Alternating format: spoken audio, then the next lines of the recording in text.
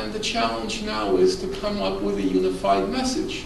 What are we going to tell people? How to end the conflict? If you don't present a unified message, you lose the public. So this woman says, well, how to solve the problem? That's a no-brainer. She says, 2 states, Israel and Palestine. The fellow next to her says, no, we need 1 state, a democratic, secular Palestine. The third person says, no, you're both wrong. We need an Islamic state in Palestine. And the fourth person says, no, they're all wrong. We need a binational state. And the fifth person says, they're all wrong. We need a federated state. Well, at that point, the broad public says, look, if they don't know what they want, then obviously I don't know what we should support, and they lose interest. We lose the public. So we have to present a message. What do you propose? How do you propose to end the conflict? And that's what I want to look at now, the second part of my remarks. What do I think? How do you propose?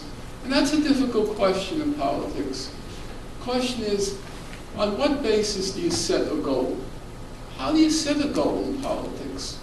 And that to me was a kind of, perplexing question. I couldn't figure it out. And so I decided a couple of years ago, more than a couple of years ago now, I said, I'm going to look at I'll go back to the source, and let me go back and see what Mahatma Gandhi had to say about the topic. How does one set a goal in politics? Because it was my view then, and it's still my view now, that the only real option Palestinians have is nonviolent resistance, some sort of nonviolent civil resistance, disobedience, that they don't have an armed struggle option. I'm not going to discuss moral issues, I'm just going to talk practical ones. I don't think they have a realistic option of armed resistance to the Israeli occupation. So I wanted to see, how does nonviolent resistance work? How do you set goals? And I sat down and I read Gandhi's collected works come to 100 volumes. Each volume is about 500 pages. I read about 47 of those volumes, the later years, 1930 to 47, because I wanted to see the finished picture of Gandhi's thought, the complete picture, how he formulates these questions. As it happens, for those of you who haven't read the Mahatma, most of Gandhi has pretty little to do with politics. Gandhi was mostly focused on good diet and good health. He was a kind of premature Oprah. He was obsessed with his weight and home cures. He had a home cure for everything from constipation to impotence. He had something. But he also had a lot to say about politics. And what I want to do now is just briefly give you some sense of what he meant by politics and then try to apply it to the Israel-Palestine conflict. The first thing that Gandhi said about politics is not about trying to enlighten public opinion. Politics is not about trying to enlighten people. The problem with people, he says, is not that they are ignorant. That's not the problem. The problem with people is that you have to get them to act. How do you get people to act on what they already know is wrong? Because Gandhi says most people do know there are 1,000 things wrong with our society. Everybody in this room knows it. You get up in the morning, from the moment you get up, you look around, you start walking down the street, you take public transportation, you go to your job, and everywhere you turn, you say, that's wrong, that's not right, that shouldn't be, that's unfair, that's unjust. Why is that happening in our society? That's how most people carry on. They're not ignorant. They know about the injustices. The problem is, most people, including myself, we don't do anything about it. We just vent, we get indignant, and then we move on. And so Gandhi said that the challenge is, how do you get people to act on what they already know is wrong? That's the real problem. And Gandhi's view was the way you turn sympathetic but passive bystanders, the way you get them to act, to do something. The thing about human beings is, unfortunately, regrettably, but it's a characteristic of human beings, the only way you get them to act is when they see suffering. They want to see people suffer. And when they see people suffer, that moves them to act. So Gandhi says, you want to get people to act, you have to go to jail, you have to go on fasts, but most importantly, Gandhi says, he said, you have to get yourself killed. And Gandhi was very emphatic about that. It's the part of the Gandhi which is sort of erased from the public record. But most of Gandhi's politics, when you read it, Gandhi was about a death cult. It was about getting yourself killed. And he would tell his followers, don't tell me you went to jail. I don't care about jail. Did you get your skull cracked? No, but that's the language he used. Did you get your skull cracked? Okay, that's in the right direction. No, I'm serious. Now you have to get yourself killed. But it wasn't like he made a virtue of death. It was Gandhi understood. That's what gets people to move, to act. That's just the way people are. When watching the civil rights movement, what got people to act? We watch kids getting their heads beaten. We watch dogs being sick, attacking kids. We watch some civil rights workers getting killed. And that's what made the government indignant. People, our society, that's what made our society indignant and forced the government to act. I mean, it might sound like a crude insight, but it's actually, it seems to me, a deep insight that that's what you have to do. But that's only half the story. The other half of the story for Gandhi is people will not act, even if your methods are the most nonviolent in the world. They're not going to act unless they also agree with your goals.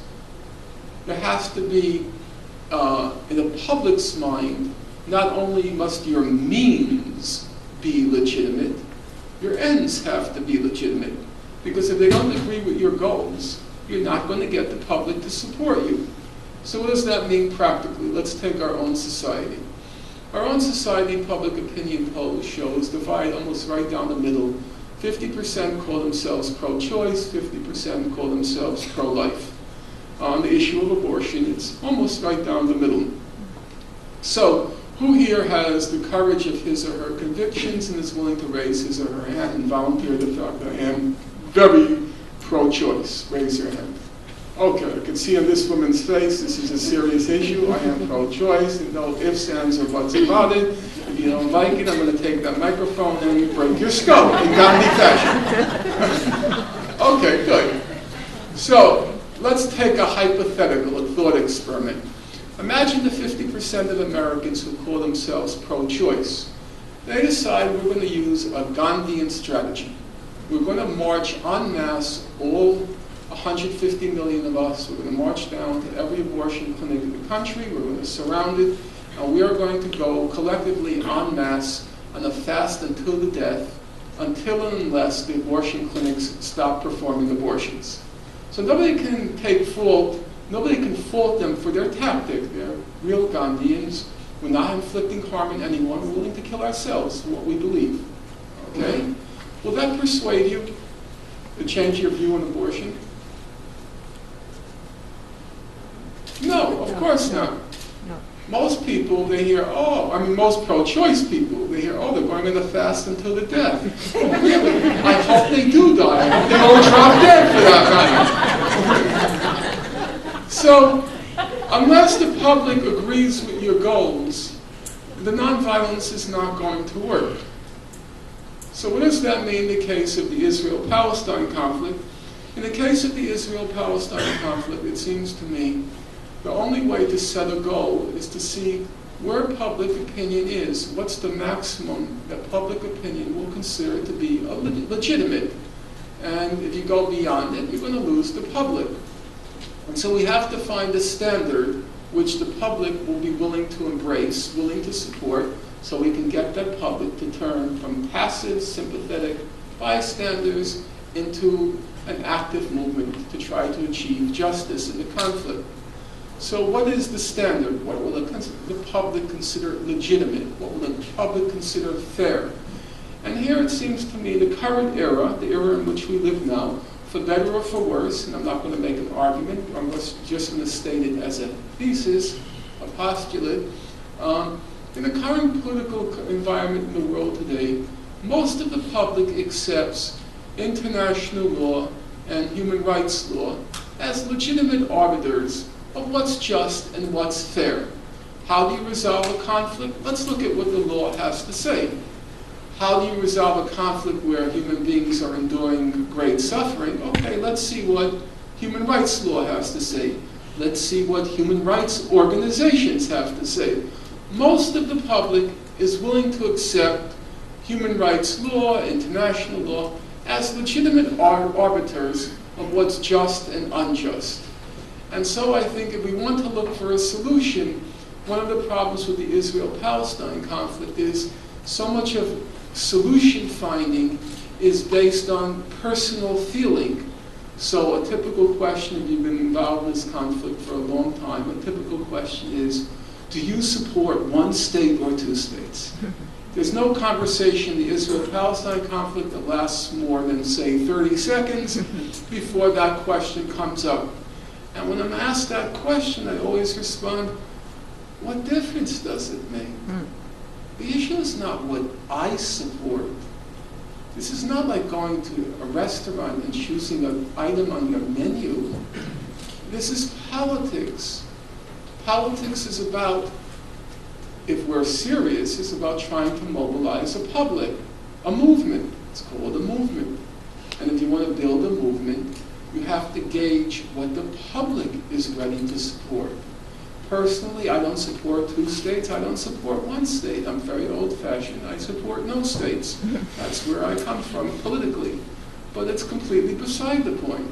It's a complete irrelevancy because it has nothing to do with politics. Gandhi lived two lives. We all know him as the leader of the Indian independence movement, but he had a second life. He was the leader of an ashram. That was sort of like a cult leader. He was very strict in that ashram.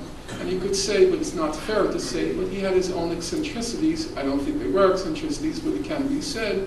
So if you want to be in Gandhi's ashram, you can't eat meat because you have to be a vegetarian. Obviously, that's Gandhi. You can't have sex. You have to be a brahmachari, meaning sexual abstaining from sex. You're not allowed to wear underwear. You're not allowed to read wristwatch. You're not allowed to wear wristwatches. You're not allowed to joke while you're working, and so on and so forth. But Gandhi was smart enough to know that that's a standard you can use in the ashram, but you can't use that as a standard for membership in the Congress Party of India, because there's not going to be a mass movement. In all of India, this is about the number of people who will agree to those requirements. That's not politics. There's a difference between building a mass movement and creating a cult. And unfortunately, a lot of the Palestine movement has all the aspects of a cult and very little about politics. Because when you're talking about politics, it's not your personal point of view, it's what the public is ready to absorb. And I think it's a fair statement to make that in the current climate in the world today, what the public is ready to absorb is what international law and so forth say. Once we accept that as a standard, then the solution is very clear. Because it will come as a surprise to many people in this room, the Israel-Palestine conflict is probably the least complex conflict in the world today. If you use the standard of international law, if you use the standard of international human rights law, there's no controversy at all on the terms for resolving the conflict. So, I know that sounds like an audacious statement, so let's try in a few minutes that remain to try to demonstrate it. So if I were to ask one of these 5 people here who are getting their college education at a considerable expense to their parents, if I were to ask one of you to volunteer, what's the most representative political organization in the world? The most representative political organization in the world. I see your eyes are narrowing. The first sentiment, you're thinking, oh, don't be nervous because the answer is obvious. Don't look for a deep answer. What's the most representative political organization in the world? United In the world? Yeah, the United Nations General Assembly. You know, look at the United Nations General Assembly. Every year they have a resolution. It's called Peaceful Settlement of the Question of Palestine. And every year the vote is the same. And you judge for yourself, is the vote controversial or not? Every year the UN General Assembly puts forth a proposal for resolving the conflict. Everyone in this room knows it. 2 states in the June 1967 border, and what they call a just resolution of the refugee question. And every year the vote is the same. Time obviously doesn't allow me to go through the whole record. I'll just take a short sample. In 1997, the vote 155 to 2. The whole world on one side, Israel and the United States on the other. 2010, the vote 165 to 7. The whole world on one side, Israel, the US, Australia, the Marshall Islands, Micronesia, Nauru, and Palau on the other side. This past year, the vote 163 to 6. The whole world on one side, Israel, the US, Canada, Marshall Islands, Micronesia, and Palau on the other side. For those of you who haven't heard of places like Nauru and Palau, they're South Sea atolls. They're owned, by the way, by the United States, which might account for the fact that they vote with the United States. And their combined populations, with no disparagement of little countries, but their combined populations can fit in the empty seats in this room. It's a tragedy for Israel that because of global warming, 2 of those countries won't be around much longer. It's not me that's laughing at that. Very cruel people at Chapman. I don't know how long Orange County will be around. Ha ha ha. And so that's the UN. And if you look at any of the regional organizations, say the most representative Arab regional organization is the Arab League. 2002, the Arab League puts forth the same terms for resolving the conflict. 2-state settlement in the June 1967 border, just resolution of the refugee question. And they throw in a bonus. They say, Israel, you abide by international law, we'll normalize relations with you. The vote's 22 to 0. Now you judge for yourself. Is that close? Is that controversial? It's 22 to 0. Well, some people say, all right, those are the Arabs. What about the Muslims? And yeah, it's true. The Muslims have their own organization. It's called the Organization of the Islamic Conference. It consists of 57 countries. All 57 countries in 2002 and henceforth endorsed the Arab Peace Initiative. There's no debate, there's no discussion, there's no controversy anywhere in the world on how to resolve the conflict. The only obstacles are the United States, Israel, and some South Sea islands. Actually, by the way, it'll come as a surprise to you to know that includes the Islamic Republic of Iran. And the vote in the OIC, the Organization of the Islamic Conference, was 57 to 0. It included the Islamic Republic of Iran. Go look at the United Nations General Assembly record. When I said 165 to 6, 163 to 5, those numbers included the Islamic Republic of Iran. Since 2004, they've been voting with the majority for the 2-state settlement in the June 67 border and the just resolution of the refugee question. All right, some people roll their eyes, you know, United Nations, anti-Semitic, they're all anti-Semitic, they're all Holocaust deniers, with the exception of Nauru, Palau, Micronesia, and the Marshall Islands. By some strange immunity, only those people are immune to the anti-Semitism. Okay, so that's fair enough. So now I have 4 students left, and this is a little tougher question.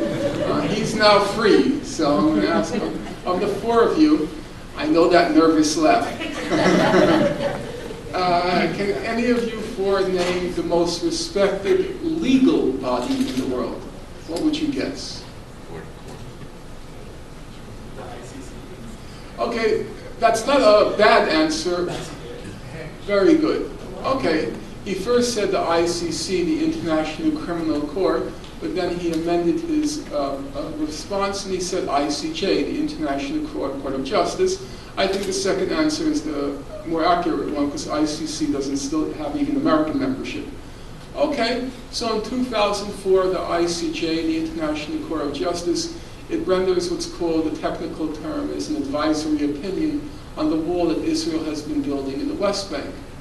And in order to render an opinion on the legality of the wall, it happened that the ICJ had to answer a lot of questions that have to do with the basics of the Israel-Palestine conflict.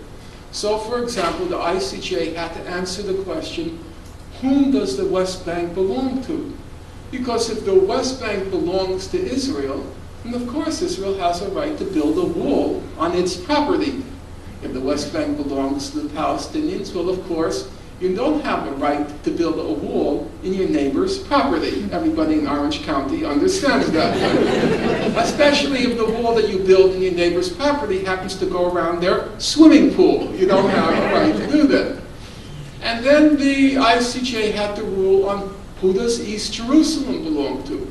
Because this wall is cutting right through East Jerusalem, keeping the good guys, the Jews, on one side, and the bad guys, the Arabs, on the other side.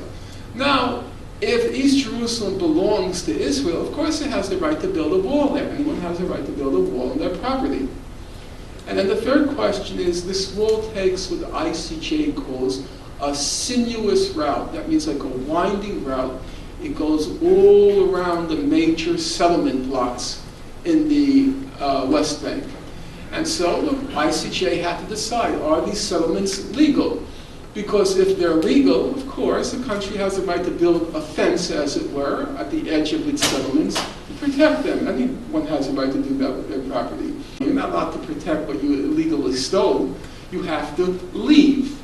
You can't build a fence to protect yourself. So as it happened, the ICJ had to decide on these questions. What did it decide? First thing it said is, Israel, its borders end in June 1967, because a fundamental principle of international law is it's inadmissible to acquire territory by war. Israel acquired the West Bank and Gaza in the course of a war, the June 1967 war. So the International Court of Justice says, well, it's a no-brainer. Israel has no title to that territory because it acquired it in the course of a war. And then the court went on to say, it's accepted in international law, Palestinians have a right to self-determination, and their self-determination unit is the West Bank and Gaza. And so throughout the court opinion, it said that the West Bank and Gaza are occupied Palestinian territory, full stop. They are occupied Palestinian territory. Then the court said, well, East Jerusalem, how did Israel get East Jerusalem? The older people in the room know, of course, they got it in the course of that same war, the June 1967 war. So the court said, well, Israel has no title to East Jerusalem because East Jerusalem was acquired in the course of a war. And it said that East Jerusalem is occupied Palestinian territory. So if you read the court opinion, it refers to the West Bank, and in order to make sure there's no doubt about it, no room for ambiguity, they say the West Bank, comma, including East Jerusalem and the Gaza Strip are occupied Palestinian territory. And the third question is the settlements, and the court said, well, that's a no-brainer under Article 49 of the Fourth Geneva Convention. It's illegal for an occupying power to transfer its population to occupied territory. Israel is an occupied power. It's transferring its population to the occupied territory. That's illegal under international law. Therefore, all the settlements are illegal under international law. Now, that's only half the story. The other half of the story is the ICJ, as you correctly put it. The ICJ is a very contentious body.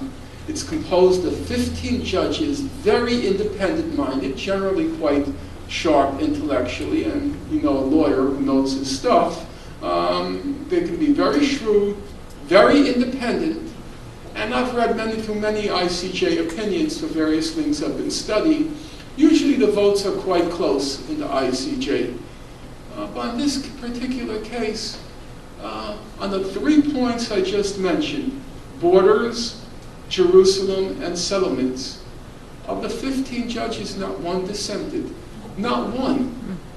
There wasn't any debate, any dispute, any controversy on those questions. It is true on the final question of the legality of the wall, there was one dissent, namely the American judge, Thomas Bergenthal. But even Bergenthal, the one dissenting judge in the case, even Bergenthal said, If you allow me to quote him, give me 1/2 second. I'll find out.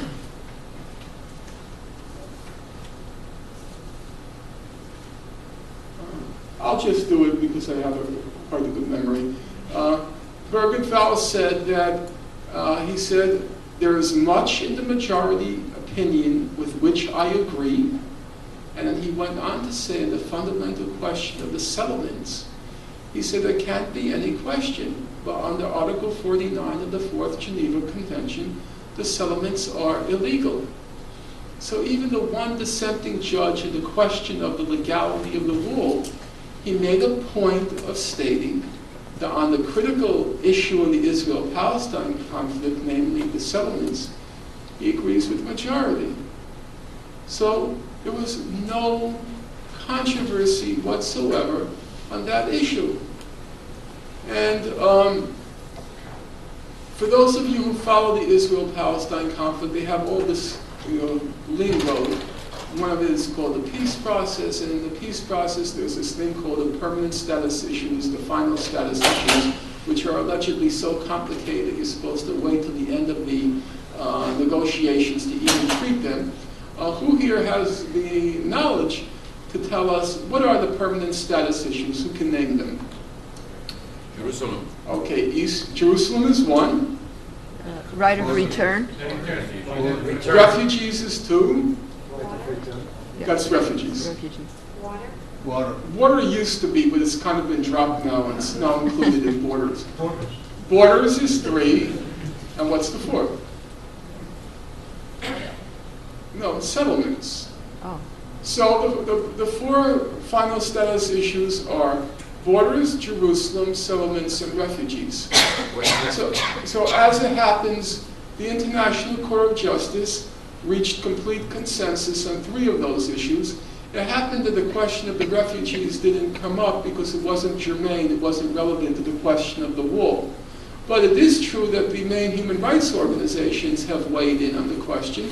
So if I were to ask, now we're down to three, if I were to ask, no, don't be nervous, you've got an excellent education here. If you did it, your parents are going to demand a refund. So if I were to ask of the three of you, name the most respected human rights organization in the world. Human Rights Watch. Okay, Human Rights Watch is one, and what's the other? Exactly, Amnesty International. Okay, your students redeemed themselves. And it happens that both Human Rights Watch and Amnesty International, in 2000 and 2001, they issued position papers in the refugee question. And both human rights organizations, they said that under international law, there can't be any question. Human Rights Watch said, and Amnesty International said, under international law, there can't be any question, but the Palestinian refugees in 1948 and the language they use and succeeding generations which have maintained genuine links with the land, they have the right of return. That's just a fact. And so now we come to a kind of, not paradoxical, a surprising conclusion. If we use the standard of international law and human rights law, which is the standard that most people accept as being a legitimate standard in trying to resolve conflicts, if we use that standard, we reach the following conclusions. Conclusion number one, there's no debate, dispute whatsoever in international law and human rights law on how to resolve the conflict. There's no controversy at all. Israel claims otherwise. We're told otherwise. Israel claims, for example, it says, the West Bank is disputed territory. Most of the media in the United States still say the West Bank is disputed territory. No, that's not true. Under international law, there is literally, I'm not using poetic hyperbole, I'm using literal language. Under international law, there is literally no debate on the status of the West Bank. The West Bank is not disputed territory. It is occupied Palestinian territory, full stop. Now, Israel says East Jerusalem is part of its undivided and eternal capital. Well, They may think it's part of their undivided internal capital, and maybe their Bible tells them so, but international law tells otherwise. There is no dispute, no debate whatsoever that under international law, East Jerusalem is occupied Palestinian territory. In our country, you can't say the word settlements without saying the word controversial. Settlements are controversial, as George Carlin would say, for those of you who know him. No, there's no controversy whatsoever. All 15 judges on the most respected legal body in the world, as this young man informed us, he said it, not me, all 15 judges on the International Court of Justice said, including the American judge, Thomas Bergenthal, who, by the way, is a Holocaust survivor, all 15 judges said the settlements are illegal under international law. And the question of the rights of the refugees, these two students eloquently described Human Rights Watch and Amnesty International correctly, I think, as the most respected human rights organizations in the world. And they said that refugees have a right of return. So our first conclusion is that there's no dispute or controversy whatsoever on how to resolve the conflict. And our second conclusion is that all the key issues bearing on the Israel-Palestine conflict, all the key issues bearing on the Israel-Palestine conflict, Israel's position on borders, Jerusalem, settlements, and the rights of refugees, on all those issues, the international law and the representative institutions of international law have rejected the Israeli position. And Israelis are not blind to that fact. They're fully aware of it. They know that their Achilles heel, the chink in their armor, is this problem of international law.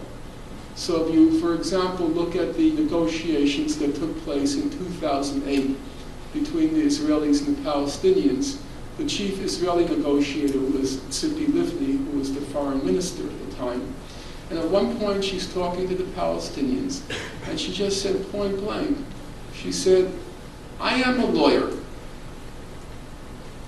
but I am against international law. I am a lawyer, but I am against international law. Now, that may sound like she's being hypocritical, but in fact, she's being entirely consistent on her terms. Tzipi Livni is the foreign minister, she was at the time, of the State of Israel.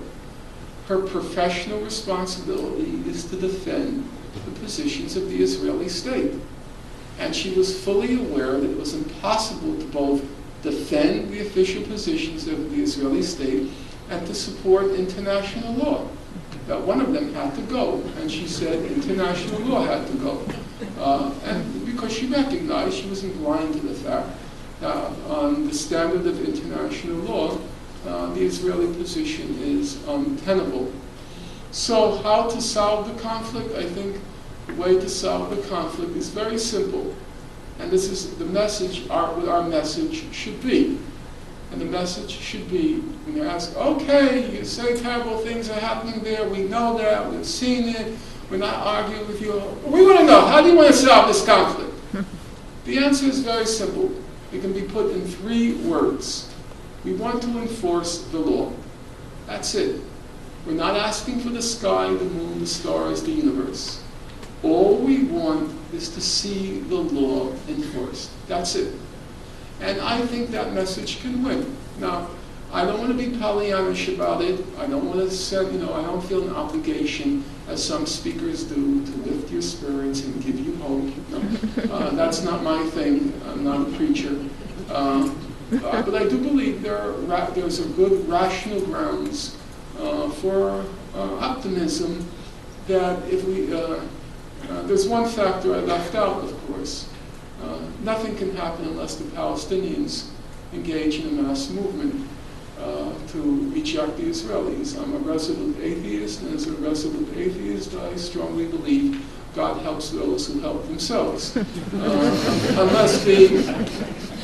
Unless the Palestinians get up and do something, nothing can happen. But if they get up, if there's a mass mobilization, if they're willing to make the kinds of sacrifices that it will require, and it's all if, because I'm here, they're there, I'm not telling anybody to do anything. But if they're willing to do what's required, I think Israel will have a very, very hard time trying to stop them. And I'll just leave with one example which somebody today liked that I've been saying for the past couple of years. The International Court of Justice opinion came down in 2004. We're now heading in 2014 to the 10th anniversary of that court opinion. The court opinion said three things. Number one, it said the wall is illegal. Number two, it says the wall has to be taken down. And number three, it says it's the responsibility of the international community to take that wall down. That's the law. You're supposed to enforce the Geneva Conventions, what's called the high contracting parties. You're supposed to enforce it, and you're supposed to make sure that wall comes down. So just imagine the following scenario. We come to 2014, July 2014, there's a mass movement among the Palestinians. That's called 1 million people, about a quarter of the population. And they all march towards the wall. And they have in one hand a copy of the International Court of Justice opinion. They hold it in one hand. In the other hand, they carry a hammer or a pick.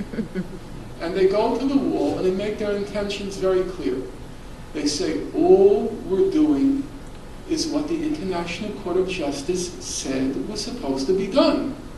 The ICJ said in 2004, the wall is illegal, the wall has to be taken down. And it also said the international community was supposed to do that. Well, we waited 1 year, we waited 2 years, we waited 3 years, we waited 4 years. The international community didn't do anything. So now we decide to do what the international community was supposed to do, but didn't do. So we're marching not to do anything violent to Israel, not to commit terrorist acts. We're marching to do one thing. We want to enforce the law. That's it. We're not being facetious, sarcastic, ironic, clever. We're being very sober-minded and very simple. All we want to do is enforce this. What the judges and the most respected legal body in the world said had to be done. I think Israel would have a very hard time, so long, of course, as we do our job here, as inform the public. That's all they want to do, enforce the law. It's very hard to answer that to an American public. You know, American people say, oh, I don't like that law, but what do they say? It's the law. They understand that language. You may not like it, but it's the law. And we have a real possibility here. Now, I'm not naive. I'm not a new boy in the block. I've been around the block many times. I know the Israelis will kill. Okay, they'll kill 100 Palestinian demonstrators. They may kill 200. I'm not doubting that. I know that. And I'm not telling anyone to go to their death because I'm no hero. So I'm not telling anyone else. But if they're ready to make the sacrifice, and if we do our job here, I think well short of, say, the number of deaths they suffered in Gaza in 2008-9, well short of that, Israel will be stuck. It will have a very hard time. Even the wretched, abominable Mr. Obama will have a problem. How is he going to defend Israelis killing Palestinians and say all we're doing is enforce the law? I'm not saying he's going to rally around Israel, but he'll have what you might call a diplomatic crisis on his hands. It has possibilities. The only thing that will not have possibilities, in my opinion, is if Palestinians and their supporters go beyond what enlightened public opinion accepts as a reasonable settlement of the conflict.